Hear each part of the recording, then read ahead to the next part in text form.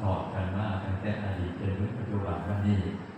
การเล่าสื่อห้อยตาห้าห้อยปูจะยุ่งโดยความสงบลมเย็นเป็นสุขบ่มีอย่างใดที่จะแก้ไขปัญหาแม่นอกจากใจที่ประกอบด้วยบุญด้วยกุศลด้วยผลแห่งความสืบต่อดีงามเมื่อเรามี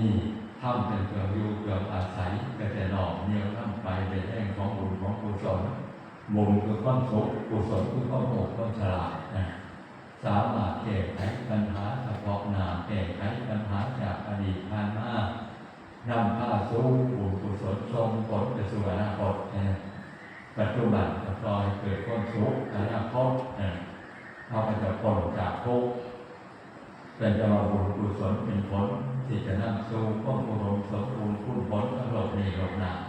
และโลกอย่างดีและจะว่าบุญนั้นหรือเป็นชื่อของความสุขพ้นจากทุกข์ทั้งกายจิตและสงสัยดับซึ่งโลกโกรธหลง